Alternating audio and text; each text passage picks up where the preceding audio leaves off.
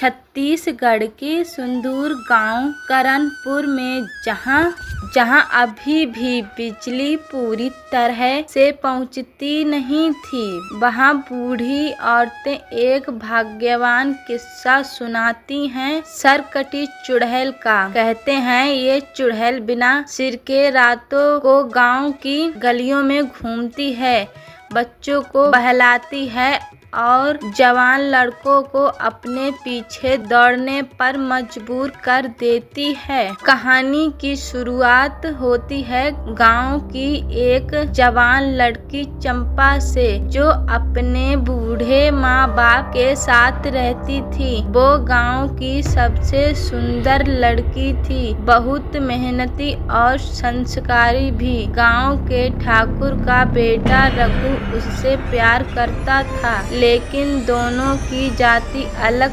थी, इसलिए समाज और ठाकुर दोनों उनके प्यार के खिलाफ थे।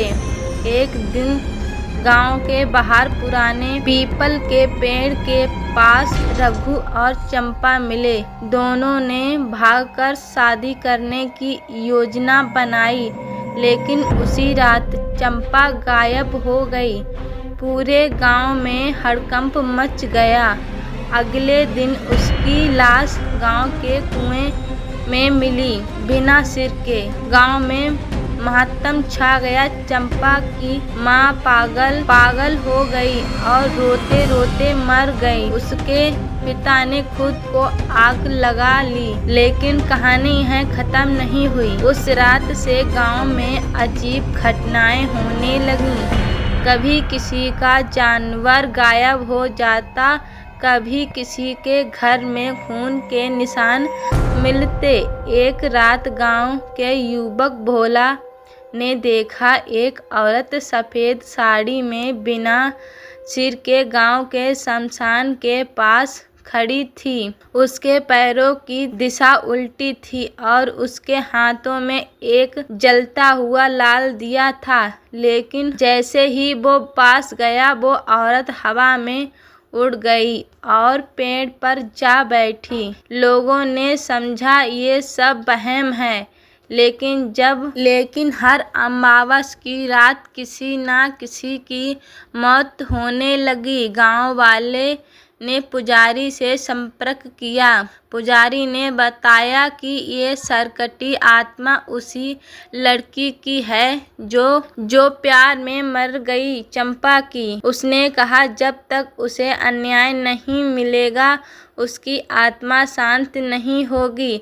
उसे धोखा मिला है और उसकी पीड़ा उसे चुड़ैल बना चुकी है।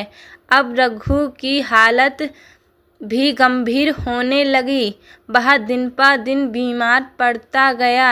एक रात उसने अपने पिता को बताया, मैं हर रात सपने में चंपा को देखता हूँ, बिना सिर के। वो मुझसे कहती है तूने मुझे मरने दिया। रघु अब पागल सा हो गया था। उसने अपना गांव छोड़ दिया और जंगल में जाकर रहने लगा।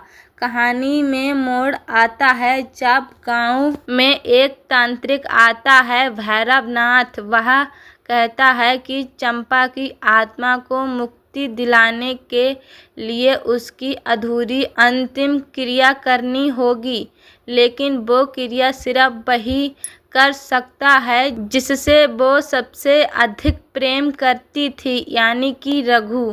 गांव वाले रघु को ढूंढकर लाते हैं। वह एकदम भिखारी जैसा हो गया था, पर चंपा की आत्मा मुक्त होने के लिए वह तैयार हो जाता है। अमावस की रात गांव के उसी पुराने कुएं के पास पूजा की जाती है। रघु रोते हुए कहता है, मुझे माफ कर दो चंपा, मैं कायर था, पर एक तेज चीख मुक्त करना चाहता हूँ।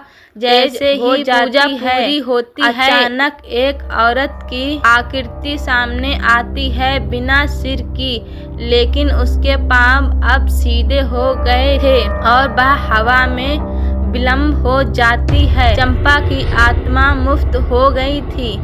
लेकिन कहानी यहीं खत्म नहीं होती है। 1 महीने बाद गांव में फिर एक लड़की बिना सिर के पाई गई। तांत्रिक ने कहा, जिस पीपल के पेड़ के नीचे चंपा को मारा गया वो अब शापित हो गया है। वहाँ हर वो आत्मा जो अन्य से मारी जाएगी चुड़ैल बन जाएगी।